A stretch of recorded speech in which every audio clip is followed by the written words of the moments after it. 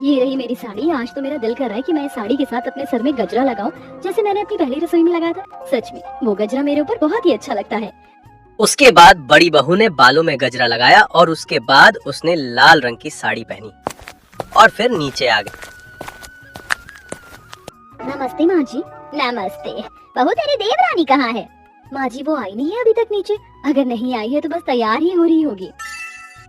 ये नहीं, ये वाला भी नहीं। अरे नहीं, मेरी अलमारी में तो कपड़े ही नहीं है। सारे कपड़ों को मैं एक एक बार पहन चुकी हूँ, अब मुझे नए कपड़े चाहिए। मेरा आज वेस्टर्न पहनने का मन तो नहीं है, लेकिन नहीं, जब मेरा मन नहीं है तो मैं ये वेस्टर्न ड्रेस नहीं पहनूंगी। अब तो मुझे यही पुरानी साड़ी पहनकर ही तैयार होना पड़ेगा। आज मेरी शादी को पूरे 2 हफ्ते हो गए और अंदर बाहर से मिले हुए सारे ही कपड़े मेरे काम आ चुके हैं। अब यही पहली रसोई पर पहनी हुई साड़ी पहन लेती हूँ। छोटी बहू की अलमारी कपड़ों से भरी हुई थी, फिर भी उसे पहनने के लिए और कपड़े चाहिए थे। काफी देर तक सोच विचार करने के बाद और एक साड़ी पहनकर नीचे आती है। आज दोनों देवरानी जेठानी की पहली रसोई होती है। अब देवरानी सास से कहती हैं, नमस्ते माँ जी। नमस्ते। क्या बात है लक्ष्मी बेटा, क्या हुआ? माँ जी मेरी अलमारी में तो पहनने को कपड़े ही नहीं है। आज भी इतना वक्त लग गया मुझे कपड़े ही निकालने में। कपड़े नहीं है? लेकिन बेटा अभी तो तेरी शादी ही हुई है, कपड़े कैसे नहीं है? कितने सूट तो तुझे ससुराल की तरफ से मिले, कितने सारे तेरे मायके से आए हैं और कितने ही रिश्तेदार दे गए, फिर भी माँ जी बोला ना नहीं है तो बस नहीं है। आपको यकीन क्यों नहीं आता है? अच्छा ठीक है, मैं समझ गई। अगर कपड़ों की कमी हो रही है तो तू आज ही अपनी जेठानी के साथ बाजार चली जाना और वहाँ से कपड़े ले आना। देवरानी को जो चाहिए था वो मिल गया। अपनी सास से परमिशन लेके वो बड़ी दुकान में चली गई और महंगे कपड़े खरीदने लगी। अरे लक्ष्मी, तुम इतने महंगे कपड़े डेली के लिए क्यों ले रही हो? मेरी भी तो शादी अभी तुम्हारे साथ ही हुई है। मेरी अलमारी में तो अभी भी कोरे सूट रखे हुए हैं, तो तुम्हारे कैसे खत्म हो गए? पता नहीं। अच्छा सुनिए, मुझे ये और ये वाली साड़ी चाहिए। उसके बाद देवरानी को जो जो पसंद आया उसने वो खरीद लिया और उसके बाद घर पर वापस आ गई। ऐसे ही 1-2 दिन बीत गए और जेठानी तो तैयार होकर नीचे आ गई, पर देवरानी उसको ये क्या बात हुई? मेरे पास अब 1-2 दिन पहनने को कपड़े का जुगाड़ हो गया, तो मेरे पास फुटवेयर नहीं है। 1, 2, 5, 7, 10, 12, ये क्या बस 25 जोड़ी जूते चप्पल है मेरे पास, और इनमें से कोई भी मेरी नई साड़ी से मैच नहीं करे। अब क्या करूं? बस बहुत हुआ, अब मैं फुटवेयर भी लाऊंगी। उसके बाद छोटी बहू नीचे उतर के आ जाती है।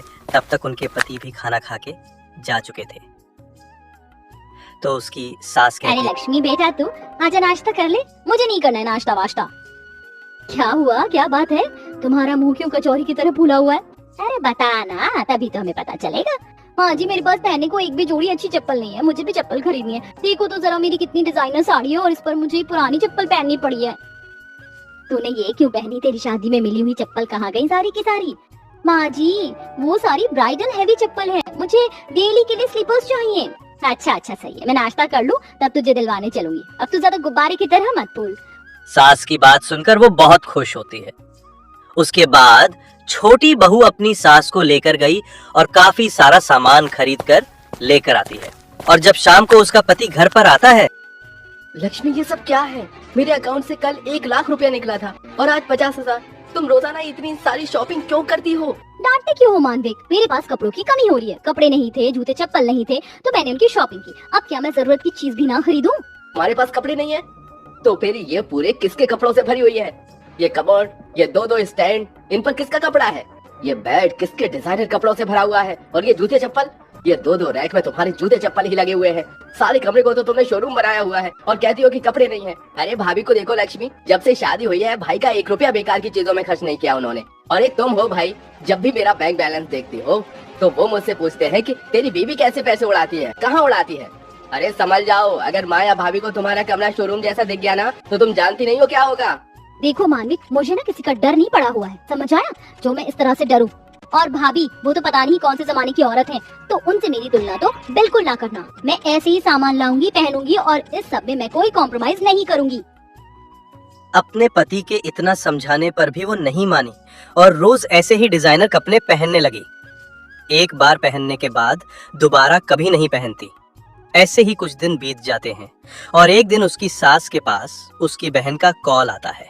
उनके घर पर पार्टी होती है। जाकर लक्ष्मी को भी जगा दे। अभी अभी खबर आई, मेरी बहन गायत्री है ना, उसकी बेटी की आज सगाई है, तो हमें वक्त से वहाँ पहुँचना है। बड़ी बहू सास की बात सुनकर ऊपर देवरानी को उठाने जाती है और उसे पार्टी के लिए बोलती है। जिसे सुनकर देवरानी गुस्से में आ मैं नहीं जाऊंगी माँ, मेरे पास कपड़े नहीं है। ऐसे टाइम पर ही कौन खबर देता है? मैं नहीं जाऊंगी। कहाँ गए तेरे कपड़े बेटा? जरूरी नहीं है कि तू बिल्कुल ब्रांड न्यू ही कपड़े पहने। वो छोटा सा फंक्शन होगा और सब कुछ इतना जल्दी हो रहा है कि किसने क्या ही तैयारी करी होगी। सास ने उसे काफी समझाया, लेकिन उसने किसी बात नहीं सुनी और जिद पे अड़ गई। बस अब बहुत हुआ। देख लक्ष्मी, इस वक्त कोई दुकान तो खुली हुई होगी नहीं। चल मैं तेरे कपड़े चेक करती हूँ। सही कहा माँ जी ने, एक नजर हम देख लेते। आखिर तुम इतनी शॉपिंग करती हो तो कोई कपड़ा कैसे नहीं होगा। सही कहा, मुझे वहाँ भी जल्दी पहुँचना है। गायत्री का फोन आए जा रहा है। उसके बाद दोनों सास बहू छोटी बहू के कमरे जाती हैं और ऐसा कमरा देखकर उनकी आंखें फटी रह जाती हैं। उसका कमरा किसी शोरूम की तरह लग रहा था। जगह जगह महंगी साड़ियाँ, ज्वेलरी और भी बहुत कुछ। ये सब देखकर सास को गुस्सा आ इस इतने सबको तू ये बोल रही थी कि तेरे पास कपड़े नहीं है? जरा तो शर्म कर ले लक्ष्मी। तू कहीं की राजकुमारी या महारानी नहीं है? अपने पाँव को जमीन पर ले आ। एक तो वैसे ही मुझे गायत्री के घर जाने की चिंता हो रखी है और तू बेवजह की टेंशन दे रही है। ये कपड़े नहीं है तो और क्या है? वैसे तुमसे हद हो गई लक्ष्मी। अगर तुम इसको ये बोलोगे कि तुम पर कपड़े नहीं है तो हम जैसे लोगों को तो चुल्लू पर पानी में डूबी मरना चाहिए। ऐसे मुझे विक्रांत जी भी बताते कि कैसे मानवीय जी के अकाउंट से तुम लाखों रुपए मिनटों में छू मंतर कर देती हो। इसी सब में जाता है ना तुम्हारा पैसा। चुपचाप अब मेरे साथ चलना। जो भी ड्रेस मैं ले लूं उसे पहनकर। उसके बाद दोनों सास बहू ने उसकी अलमारी से काफी सुंदर साड़ी निकाली और साथ ही उसके कलर की सैंडल भी।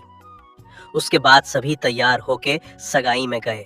कांता की बहन बहुत गरीब थी। उन्होंने सिंपल तरीके से ये लोग सगाई। कितने सिंपल हैं। जिस लड़की की सगाई है उस तक का जोड़ा पुराना है और एक मैं हूँ जो एक बार बस घर में पहने हुए कपड़ों को स्टाइल कर देती हूँ। आज तो मेरी आंखें खुल गई इन गरीब लोगों को देखकर। अब आज के बाद मैं कभी भी ऐसे नहीं करूंगी। उसके अब बाद आज के बाद छोटी बहू को अपनी गलती का एहसास हो जाता है नीचे जाने और वो के उस बाद दिन के बाद से कभी नमस्ते माँ जी। बेफिजूल खर्च नहीं करती।